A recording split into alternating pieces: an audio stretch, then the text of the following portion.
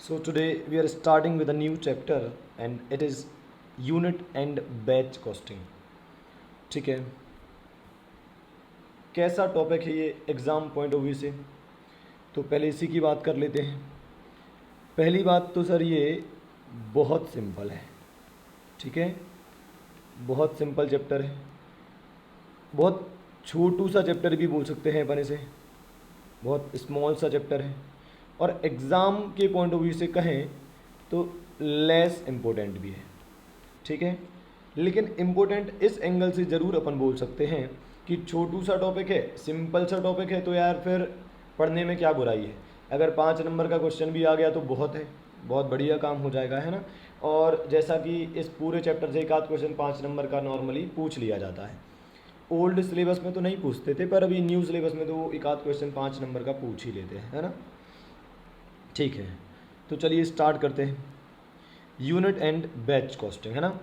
तो पहले ये समझते हैं अपन कि अपन ने बहुत सारी मेथड्स ऑफ कॉस्टिंग पढ़ी हैं। मेथड्स ऑफ कॉस्टिंग मतलब किसी पर्टिकुलर एरिया में किस तरीके से कॉस्टिंग की जाएगी, किस तरीके से कॉस्ट निकाली जाएगी, उसको अपन बोल देते हैं मेथड ऑफ कॉस्टिंग।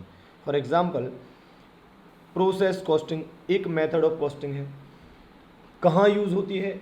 अगर कोई ऐसी इंडस्ट्री है जहाँ पर जो वर्क है वो नंबर ऑफ प्रोसेसेस में चलता है, पहले ये प्रोसेस हुआ फिर वो प्रोसेस हुआ, ऐसे नंबर ऑफ प्रोसेस में चलता है, तो उस केस में प्रोसेस कॉस्टिंग लगती है ना। जैसे कि अपन जो ऑयल एंड रिफाइनरीज होती हैं उनमें अपन ऐसा बोल सकते हैं, या फार्मा कंपनीज में ऐसा देखने को मिल जाता है कई बार, है ना। तो प्रोसेस कॉस्टिंग एक मेथड है जो प्रोसेस में जहाँ पर काम होता है उन इंडस्ट्रीज में लगती है ये, है ना। ऑपरेटिंग कॉस्टिंग एक मेथड होती है जिसका एक और नाम है सर्विस कॉस्टिंग। ये मेथड कहाँ लगती है? सर्विस सेक्टर वाली इंडस्ट्रीज़ में, जहाँ पर जो एंटिटीज़ हैं वो सर्विस देने का काम करती हैं, वहाँ पर ये वाली मेथड लगती है ना।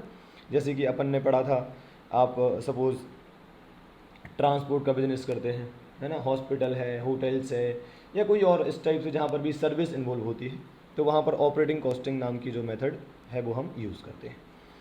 फिर कॉन्ट्रैक्ट कॉस्टिंग करके हमने पढ़ा था कि यार यदि कहीं पर बहुत बड़े लेवल का कस्टमाइज वर्क हो रहा है तो वहाँ पर कॉन्ट्रैक्ट कॉस्टिंग लग जाता है ना। जॉब कॉस्टिंग, जॉब कॉस्टिंग क्या होता है? जॉब कॉस्टिंग मतलब होता है जब आप कोई काम अपने हिसाब से करवाने के लिए जाते हो। फॉर एग्जांपल आप किसी को गिफ्ट देना चाहते हो, ठीक है, तो आप जाओगे शॉपकीपर के पास और आप उससे कहोगे कि हमें इस टाइप से, मतलब आप अपने स्पेसिफिकेशन बताओगे और उसके हिसाब से अपना जो गिफ्ट है वो तैयार करवाओगे, है ना। तो ऐसे केस में जो वो बनाने वाला है, गिफ्ट बनाने वाला है या जो सेलर है, वो जो मेथड को यूज़ करता है वो होता है जॉब कॉस्टिंग। तो सिंपल शब्दों में हम क्या बोल सकते हैं कि जॉब कॉस्टिंग एक ऐसा मेथड है जो वहाँ पर लगाया जाता है जहाँ पर प्रोडक्ट कस्टमर की स्पेसिफिकेशन के हिसाब से बनाए जाते हैं, है ना। जैसे मैंने एग्जांपल दिया गिफ्ट का, या विजिटिंग कार्ड है, या मैरिज वगैरह के कार्ड भी हो सकते हैं, है ना, या अपना इंटीरियर डेकोरेशन जैसा कुछ काम हो सकता है जहाँ पर आप खुद के हिसाब से काम करवाते हो। तो वहाँ पर जो आपका सेलर होता है या जो मैन्युफैक्चरर है वो जो क्या करता है, वो क्या करता है, जॉब कॉस्टिंग मेथड का यूज़ करता है ना। फिर यूनिट कॉस्टिंग और बैच कॉस्टिंग जो अपन आज पढ़ने वाले हैं। तो यूनिट कॉस्टिंग अभी बस इतना समझ लो आप कि जब अपन अलग अलग टाइप की यूनिट्स नहीं बनाते हैं बल्कि एक ही टाइप की यूनिट बनाते हैं, या तो एक ही यूनिट बनाते हैं या एक यूनिट के इर्द गिर्द घूमते रहते हैं, तब यूनिट कॉस्टिंग लगती है ना। हालांकि हम डिटेल में बात करने वाले हैं अभी, है ना। और बैच कॉस्टिंग मतलब एज द नेम सजेस्ट, जहाँ पर काम बैच में होता होगा, मतलब एक साथ बहुत सारी सिमिलर यूनिट बनाई जाती होंगी, तो उस केस में जो मेथड लगाई जाती है वो बैच कॉस्टिंग मेथड होती है ना।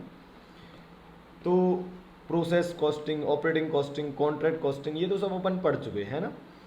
अभी यूनिट कॉस्टिंग, बैच कॉस्टिंग और जॉब कॉस्टिंग, इनके बारे में चर्चा होना बाकी है ना। तो आज अपन यूनिट कॉस्टिंग पढ़ते हैं, उसके बाद बैच कॉस्टिंग की बात करेंगे और फिर चलेंगे अपन जॉब कॉस्टिंग की तरफ, ठीक है। तो भाई इतना तो समझ में आ गया होगा कि आज जो हमारा टॉपिक है यूनिट एंड बैच कॉस्टिंग, ये क्या है? एक तरीके से मेथड ऑफ कॉस्टिंग। चलो आओ, क्या लिखा है भाई? यूनिट कॉस्टिंग मतलब क्या? Method of costing, it's a method of costing used where the output produced is identical. क्या लिखा है? आउटपुट प्रोड्यूस्ड इज आइडेंटिकल, मतलब एक जैसे यूनिट हमारे यहाँ बनाए जाते हैं, and each unit of output requires identical cost, उसमें कॉस्ट भी सेम टू सेम लगने वाली है। ठीक बात है। तो अपन कोई एक ही टाइप की यूनिट बनाते हैं और उसमें एक ही टाइप की कॉस्ट लगती है, जैसे पेपर। तब पेपर में जो भी रॉ मटेरियल लगना है, जो भी लेबर लगने हैं, वो सब हर बार वही लगने वाले हैं। बस इतना फर्क होगा कि कभी पेपर थोड़ा अच्छी क्वालिटी का, फिर मॉडरेट क्वालिटी का, फिर थोड़ा लो क्वालिटी का, है ना। लेकिन हम पेपर के इर्द गिर्द ही घूम रहे हैं, पेपर में के ही जो वेरिएंट हैं उन्हीं के आसपास हम घूम रहे हैं। ठीक है। या सीमेंट, तो उसमें भी वही बात है यार, सीमेंट तो सीमेंट होता है। स्टील वर्क, स्टील का कोई काम कर रहे हैं आप, तो ये कुछ एग्जाम्पल हैं जहाँ पर यूनिट कॉस्टिंग यूज़ होती है। या पेन वगैरह बनाते हैं। सो मेन थिंग इज़ आप एक ही टाइप की यूनिट बनाते हैं और एक ही टाइप की कॉस्ट इनकर होती है। ठीक बात है। ऐसा नहीं कि आप मल्टीपल टाइप के आउटपुट बनाते हो, बहुत सारे आउटपुट बनाते हो, है ना। या फिर आप बहुत सारे आउटपुट बनाओगे तो फिर आपके यहाँ अलग अलग तरह की कॉस्ट भी इन्वॉल्व होंगी। जैसे कि एक प्रोडक्ट ए में अलग टाइप की कॉस्ट लग रही है, अलग टाइप का मटेरियल लग रहा है, अलग टाइप के लेबर लग रहे हैं, प्रोडक्ट बी में अलग टाइप के मटेरियल लेबर लग रहे हैं ना। ऐसा कुछ यहाँ पर नहीं है। यहाँ पर तो हम एक ही टाइप की यूनिट बनाते हैं, जैसे कि पेपर हो गया, और एक ही टाइप की उसमें कॉस्ट लगती है। ठीक बात है। ओके। तो एक ही टाइप का प्रोडक्ट, एक ही टाइप की कॉस्ट, है ना। मैं हिंदी में लिख देता हूँ यहाँ पर, एक ही टाइप के प्रोडक्ट्स एंड एक ही टाइप की कॉस्ट। ठीक है। ओके। फिर क्या लगा, ऑल्सो नोन एज सिंगल और आउटपुट कॉस्टिंग। एक और नाम क्या है इसका, सिंगल और आउटपुट कॉस्टिंग हम बोल सकते हैं। फिर क्या लिखा है, used by industries which produces single output और few variant of single output. अभी अपन ने बात करी कि ये कौन सी इंडस्ट्री यूज़ करती है जहाँ पर एक ही टाइप का आउटपुट बनता है या कुछ वेरिएंट, मतलब उसी के इर्द गिर्द। जैसे पेन है, तो अब पेन में थोड़ा बहुत ऊपर नीचे हो सकते हैं, पर पेन तो पेन ही है यार, है ना। अल्टीमेटली तो पेन ही है, बस वो हो सकता है कि थोड़ा अच्छी क्वालिटी का, थोड़ा कम क्वालिटी का, या इस टाइप से कुछ हो सकता है ना। फिर क्या है, इस केस में हम कॉस्ट पर यूनिट कैसे निकालेंगे, मतलब यूनिट कॉस्टिंग में हम कॉस्ट पर यूनिट कैसे निकालेंगे। तो कॉस्ट पर यूनिट निकालने का तरीका उन्होंने बताया है। अब टोटल कॉस्ट ऑफ प्रोडक्शन निकाल लीजिए। मतलब सपोज आपने 10,000 यूनिट बनाई, तो उसमें जो टोटल कॉस्ट लगी है वो कैलकुलेट कर लीजिए। सपोज वो आ गई 1,00,000 रुपये, है ना। तो 1,00,000 कॉस्ट आ गई 10,000 यूनिट की, है ना। डिवाइड बाय कर दीजिए नंबर ऑफ यूनिट प्रोड्यूस से। तो सपोज आपने 10,000 यूनिट से डिवाइड कर दिया, तो 1,00,000 डिवाइड बाय 10,000 कितना आएगा, 10 रुपये पर यूनिट। तो ऐसे आपके एक यूनिट की कॉस्ट निकल जाएगी, है ना। तो ये हो जाएगा आपका पर यूनिट कॉस्ट। तो यूनिट कॉस्टिंग बस यही है, कुछ है ही नहीं। अब यूनिट कॉस्टिंग कोई बहुत बाहरी कॉन्सेप्ट नहीं है, सिंपल एक यूनिट की कॉस्ट निकालना है, यूनिट कॉस्टिंग हो गया, है ना। और यूज़ कहाँ होना है, जहाँ पर भाई एक ही टाइप की यूनिट बननी है या उसकी वेरिएंट बनने, है ना। सो बहुत आसान है, बहुत ज़्यादा कुछ है नहीं इसके अंदर, है ना। चलो, तो ये तो हो गई कुछ थ्योरेटिकल बात। अब अपन कुछ प्रैक्टिकल्स देख लेते हैं इसके, है ना। बहुत छोटा टॉपिक है, 1 घंटे में सब खत्म हो जाएगा, इसका कुछ भी नहीं है ना। अपन एग्जाम के क्वेश्चन भी कर लेंगे। चलो, तो आ जाओ क्वेश्चन नंबर 1 पर। क्या लिखा है भाई, देखते हैं क्या लिखा है। The following data relate to the manufacturer of a standard product during the 4 week ended 28 February 2016। क्या लिखा है भाई, रॉ मटेरियल कंज्यूम्ड कितना है, 4 lakh. Direct wages 2,40,000। Machine hours worked 3200 और मशीन आर रेट 40। बताइए कुछ हो सकता है क्या यहाँ पर। हाँ सर, बहुत आसानी से ओवरहेड आराम से निकाल सकते हो आप। आपको याद है रेट कैसे निकालते थे, मशीन आर रेट कैसे निकालते थे, बताओ बच्चों जल्दी से। क्या करते थे हम, यहाँ लिखते थे ओवरहेड और डिवाइड करते थे मशीन आर से, याद है आपको। यहाँ पर मशीन आर रेट कितनी दी है, 40। ओवरहेड नहीं पता, मशीन आवर्स कितने हैं, 3200। तो इन 3200 को आप 40 से मल्टीप्लाई करेंगे तो आपके ओवरहेड निकल जाएंगे, समझे आप। तो ओवरहेड डायरेक्टली नहीं दिए हैं, आपको कैलकुलेट करने पड़ेंगे। तो 3200 into 40 it comes to rupees 1,28,000। ठीक है, 1,28,000। फिर और आगे गए, ऑफिस ओवरहेड कितना है भाई, बोले 10% ऑफ वर्क कॉस्ट। क्या आप जानते हैं वर्क कॉस्ट क्या कहलाता है। वर्क कॉस्ट मतलब फैक्ट्री कॉस्ट, फैक्ट्री कॉस्ट का ही दूसरा नाम है work cost. Selling overhead 20 per unit, जितनी यूनिट बिकेंगी उसमें 20 का मल्टीप्लाई कर देंगे, है ना। Okay, unit produced and sold, कितनी यूनिट बनाई गई और बेची गई, 10,000 बनाई गई और बेची गई एट द रेट 120 ईच। आपसे क्या पूछा है, find out the cost per unit and profit for the 4 week ended 28 Feb 2016। तो आपको कॉस्ट पर यूनिट बताना है और प्रॉफिट भी आपको बताना है। तो बहुत आसान है। इनफैक्ट अगर आपने कॉस्ट शीट नाम का चैप्टर बहुत अच्छे से पढ़ा हो तो हम बस कॉस्ट शीट ही बनाने वाले हैं, आपको कुछ नया लगेगा ही नहीं, पूरा कॉस्ट शीट ही बनने वाला है ना। चलो आओ तो थोड़ा सा करके देखते हैं कैसे होगा। तो ये है हमारा क्वेश्चन नंबर 1। अच्छा, एक और बात, ये आपके स्टडी मटेरियल का क्वेश्चन नंबर 1 है। जब आप ये चैप्टर देखेंगे तो वहाँ पर भी आपको ये क्वेश्चन नंबर 1 ही मिलेगा, है ना। सो यहाँ लिख दे रहा हूँ सॉल्यूशन नंबर 1, ठीक है। ओके, चलो तो आ जाते हैं। क्या क्या गिवन है भाई, क्या क्या गिवन है, तो यहाँ लिख देता हूँ कॉस्ट शीट, ठीक है।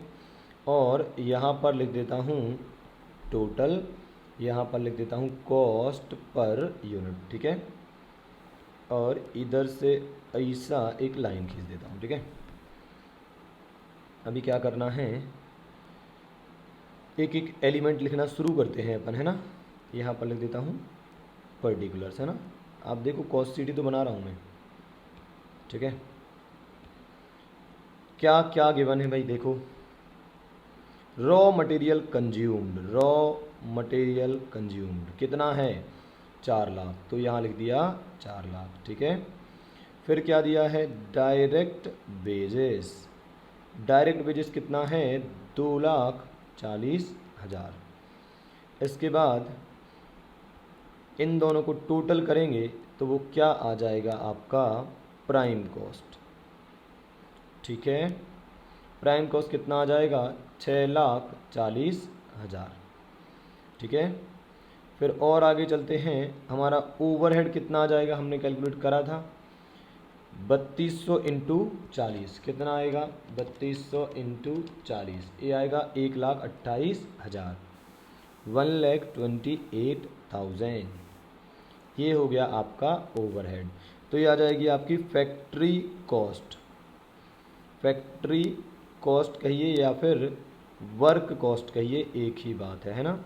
और ये यहाँ लिख देता हूँ, ये कैसे आया 3200 इंटू 40, ठीक है। इन दोनों को ऐड करते 1,28,000 प्लस 6,40,000, तो ये आता है 7,68,000, 7,68,000, ठीक है। अब क्या करना है भाई, अब आ जाते हैं ऑफिस ओवरहेड्स पर, ऑफिस ओवरहेड, ठीक है।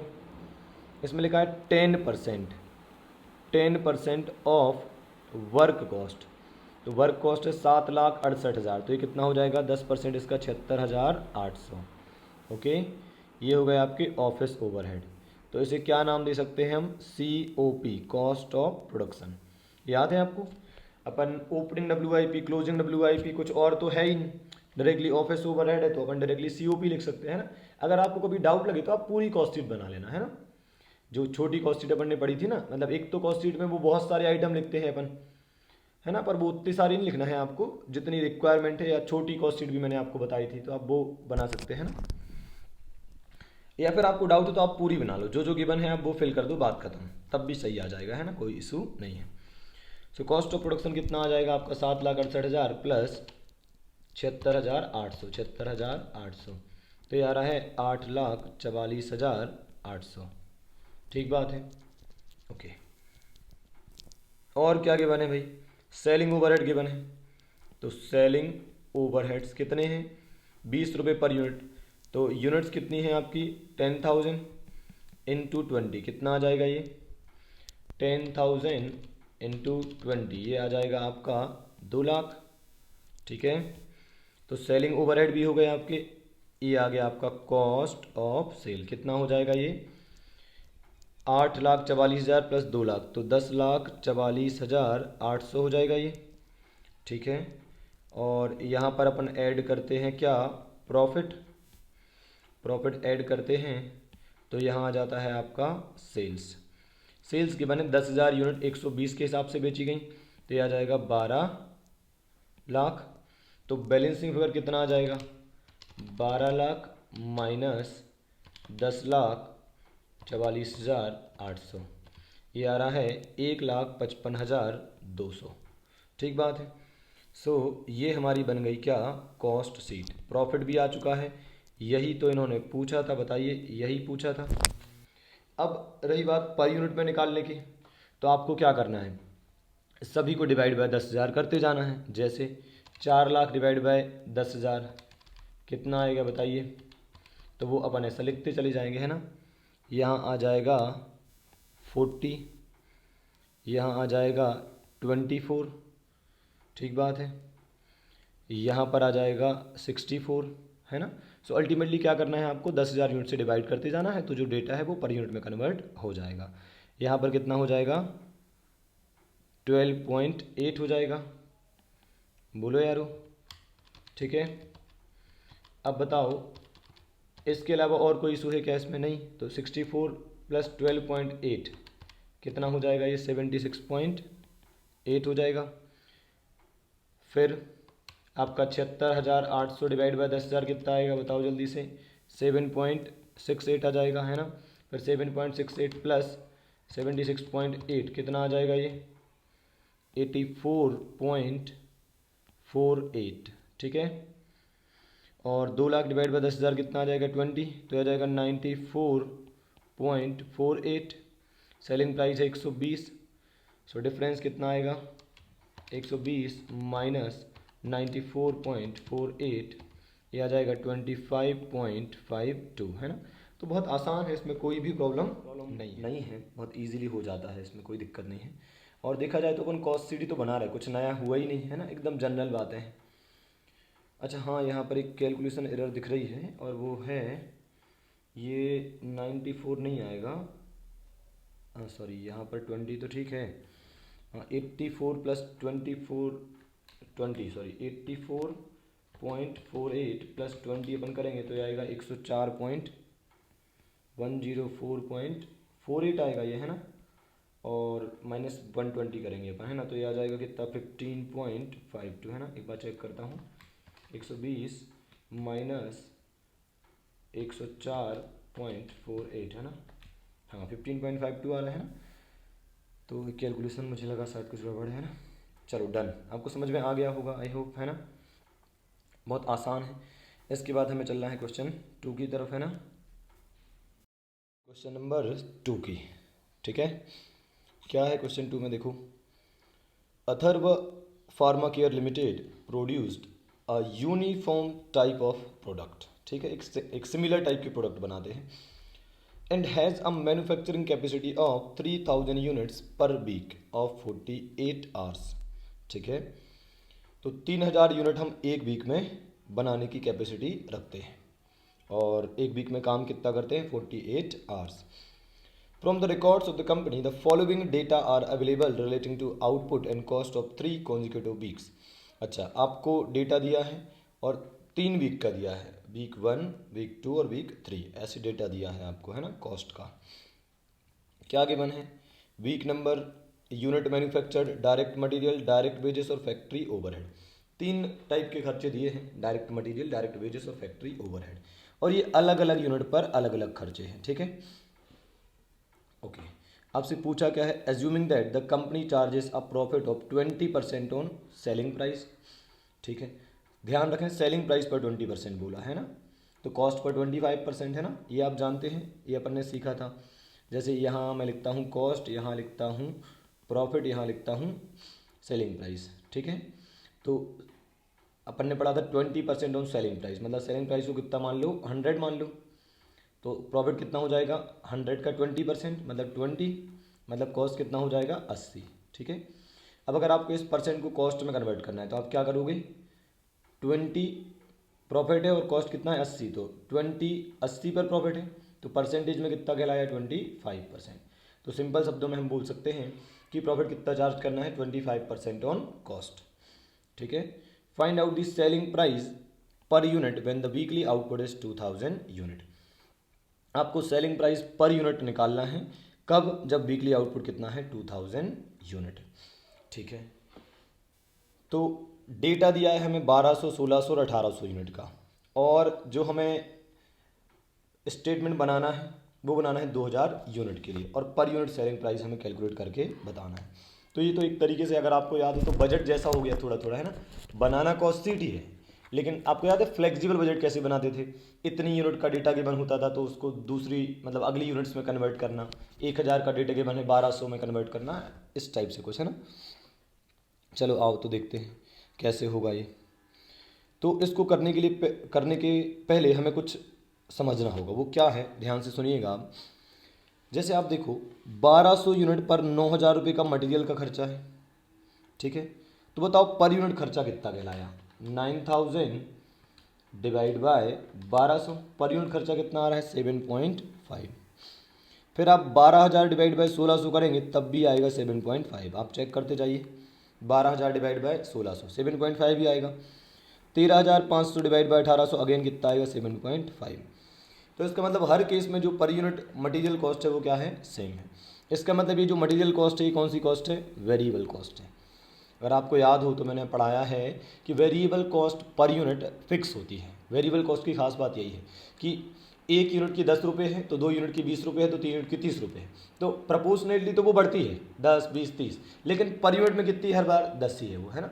तो वेरिएबल कॉस्ट की एक पहचान क्या होती है कि वो पर यूनिट में फिक्स होती है, ठीक है। तो इसका कंफर्म हो गया जब मैंने देखा कि चाहे 1200 यूनिट बनाओ, चाहे 1600 बनाओ, चाहे 1800 बनाओ, पर यूनिट मटेरियल कॉस्ट तो 7.5 ही है। इसका मतलब डायरेक्ट मटेरियल कॉस्ट एक वेरिएबल कॉस्ट है। फिर आप डायरेक्ट वेजेस की बात करें तो चेक करो आप, 3600 डिवाइड बाई 1200 कितना आएगा 3। फिर 4800 डिवाइड बाई 1600 अगेन कितना आएगा 3। फिर 5400 डिवाइड बाई 1800 करिए कितना आएगा अगेन 3। इसका मतलब डायरेक्ट वेजेस भी एक वेरिएबल कॉस्ट है। हालांकि ये बात हम ऑलरेडी भी जानते हैं, पर अपन को चेक करना सीखना है कि कैसे हम जानेंगे कि कोई कॉस्ट वेरिएबल है या फिक्स्ड है या सेमी वेरिएबल है ना, ऐसा कुछ। अब देखना ध्यान से ओवरहेड में क्या होगा। 31,000 डिवाइड बाई 1200, 1200 यूनिट पर 31,000 का फैक्ट्री ओवरहेड लग रहा है, तो 31,000 डिवाइड बाय 1200 कितना आ रहा है ये 25.83, ये आ रहा है 25.83। अब अगर हर केस में इतना ही आया मतलब ये वेरिएबल ओवरहेड है, अगर नहीं आया मतलब ये सेमी वेरिएबल होगा, है ना। सर फिक्स भी तो हो सकता है, अरे फिक्स होता ना तो यहाँ 31 है तो यहाँ भी 31 होता, यहाँ भी 31 होता। इसका मतलब फिक्स तो ये नहीं है, ये तो कन्फर्म है। वेरिएबल होगा इसकी पहचान क्या है कि हर केस में 25.83 आना चाहिए फिर, है ना। अगर नहीं आया मतलब हम समझ जाएंगे कि सेमी वेरिएबल ये है ना। ओके, सो 31,000 डिवाइड बाई 1200 करा तो आया 25.83।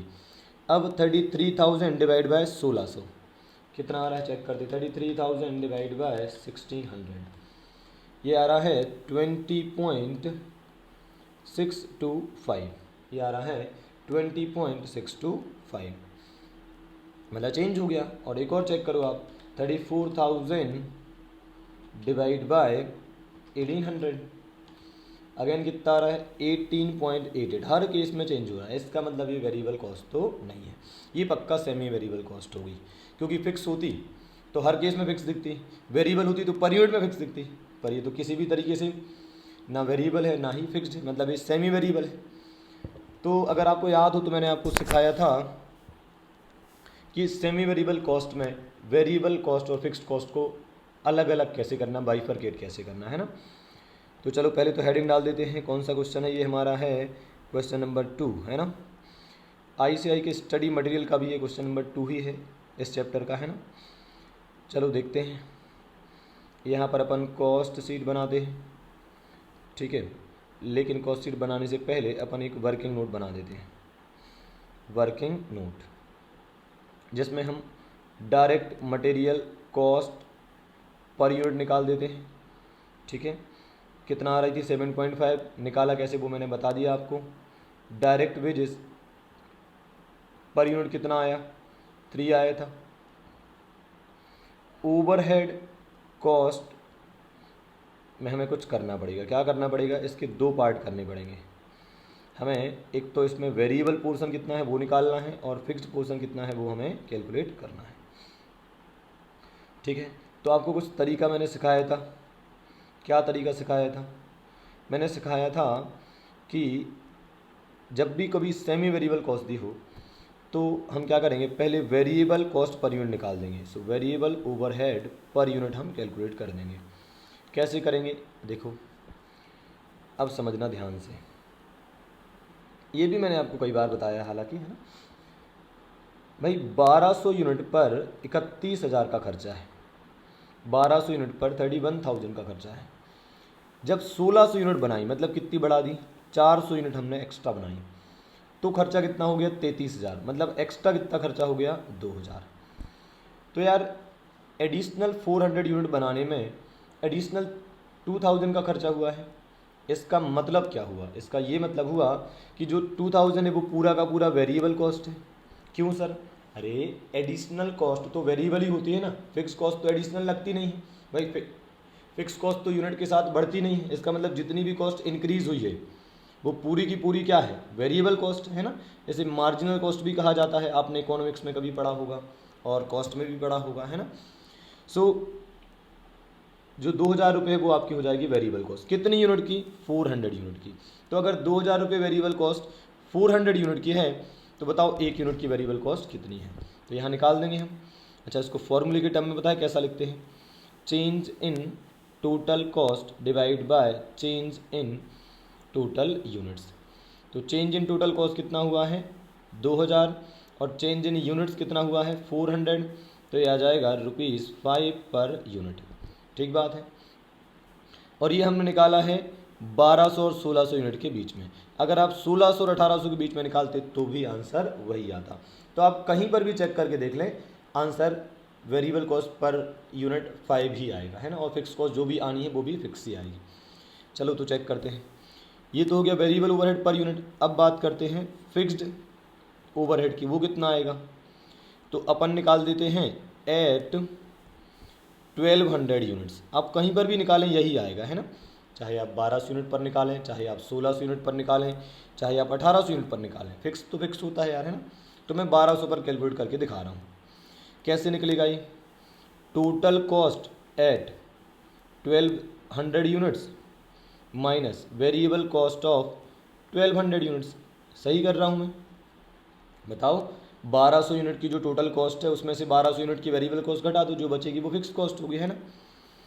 तो टोटल कॉस्ट 1200 यूनिट पर कितनी दी है, 9,000, सॉरी 9,000 नहीं, 31,000, है ना, ओके।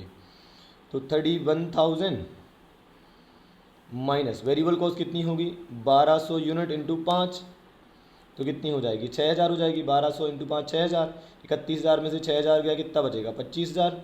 तो ₹25,000 will be the fixed cost या फिक्स्ड ओवरहेड, ठीक बात है, डन। तो नई बात जो थोड़ी सी हमें दिखाई दी वो क्या थी कि सेमी वेरिएबल कॉस्ट को वेरिएबल और फिक्स में बाइफरकेट कैसे करना है। हालांकि ये बात भी हमने पहले सीख रखी है ना। तो मटेरियल कॉस्ट पर यूनिट कितना आ चुका है, 7.5, वेजेस पर यूनिट 3, और ओवरहेड पर यूनिट 5 आ चुका है, और फिक्स कितना आ चुका है, 2500, ठीक है। अब हमसे क्या बोला गया है कि 2,000 यूनिट का कॉस्ट शीट हमें बनाना है, 2,000 यूनिट का स्टेटमेंट हमें बनाना है। आइए बना देते हैं, statement of cost and profit भी निकालना है क्या, क्या बोला था उन्होंने, अच्छा सेलिंग प्राइस है, तो ठीक है सेलिंग प्राइस भी आ जाएगा, कॉस्ट एंड प्रॉफिट सब निकल जाएगा वो तो, है ना, सेलिंग प्राइस भी प्रॉफिट भी सब आ जाएगा, कूल। तो यहाँ लिख लेते हैं अपन टोटल, यहाँ लिख देते हैं पर यूनिट, यहाँ लिख देते हैं पर्टिकुलर्स, ठीक है।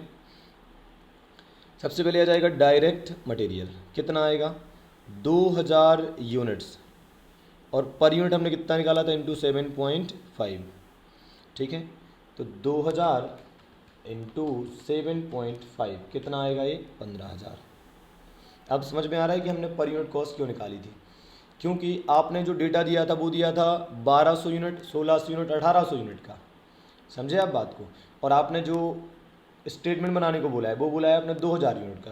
तो हमने कहा एक काम करो, पर यूनिट में पहले डेटा को कन्वर्ट कर लो, फिर आप चाहे 2,000 यूनिट का बोलो, चाहे 20,000 यूनिट का बोलो, चाहे 2 लाख यूनिट का बोलो, हम तो पर यूनिट कॉस्ट को यूनिट में मल्टीप्लाई करते जाएंगे, है ना, ओके। फिर डायरेक्ट वेजेस पर यूनिट कितना, सॉरी डायरेक्ट वेजेस कितना आ जाएगा, 2,000 यूनिट्स इंटू 3 के हिसाब से कितना आ जाएगा बताइए, 6,000 आ जाएगा, ठीक है। तो ये आ जाएगी आपकी क्या, prime cost, okay. Prime cost ये आ गया, कितना आएगा 21,000, ठीक है। फिर इसमें जोड़ना है क्या अपना ओवरहेड, तो ओवरहेड कितना है भाई, ओवरहेड दो टाइप के, एक तो 2000 यूनिट इंटू 5, ये तो हो गया वेरिएबल वाला, ठीक है, और प्लस 25,000 का तो फिक्स लगना ही है, आप चाहे कितनी भी यूनिट बनाते, ठीक है। तो टोटल कितना हो गया 10,000 प्लस 25,000 35,000, ठीक है। तो आपका टोटल कॉस्ट कितना हो गया, टोटल कॉस्ट क्यों बोल रहा हूँ, क्योंकि इन तीन खर्चों के अलावा कोई खर्चा है ही नहीं, तो 35,000 और 21,000 कितना हो जाएगा 56,000, है ना, ओके। प्लस करना है आपको क्या प्रॉफिट, तो आपका आ जाएगा क्या सेल्स आ जाएगा, ठीक है। तो उन्होंने कितना बोला था, उन्होंने बोला था, अपन ने कैलकुलेट करा था शायद 25% ऑन कॉस्ट, तो 56,000 का 25% कितना आएगा 14,000, और अगर इसको ऐड कर दें तो ये कितना हो जाएगा 70,000, ठीक बात है। अब पर यूनिट में निकालना है, तो क्या करेंगे भाई, ये जो डेटा है ये सब 2000 यूनिट का है, कितने का है ये 2000 यूनिट्स का है, तो सबको 2000 से डिवाइड करते जाते हैं, 15,000 डिवाइड बाय 2000 7.5, ठीक है, 6,000 डिवाइड बाय 2000 3 हो जाएगा 10.5, ठीक है। फिर 35,000 डिवाइड बाय 2000 कितना हो जाएगा, 35,000 डिवाइड बाय 2000 कितना हो जाएगा 17.5, तो ये हो जाएगा 28, ठीक है। और 14,000 डिवाइड बाय 2 7 हो जाएगा, 28 और 7 कितना हो जाएगा 35, कैसे भी चेक कर लो आप, 70,000 डिवाइड बाय 2000 यूनिट करोगे तो भी 35 ही आएगा, है ना। तो अपन ऐसे कर सकते थे, पर मैं चाह रहा था कि अपन पूरा बनाएं, पर यूनिट का भी पूरा स्टेटमेंट बना लें, है ना। आप कैसे भी चेक करें, आप चाहे इस डेटा को 2000 से डिवाइड करें तो भी वही आएगा, है ना, और आप यहाँ से ऐड करते हो, जैसे 7.5 प्लस 3 10.5 आता है, और या फिर आप 21,000 डिवाइड बाय 2000 कर दो तो भी 10.5 ही आएगा। तो चाहे हॉरिजॉन्टली आप देखो चाहे वर्टिकली देखो, वो आपको बराबर ही दिखेगा, है ना। तो बहुत आसान क्वेश्चन था, कोई प्रॉब्लम नहीं है। तो ये ख़त्म होता है यहाँ पर हमारा क्वेश्चन नंबर 2, है ना, ये अपन ने करा था, ठीक है।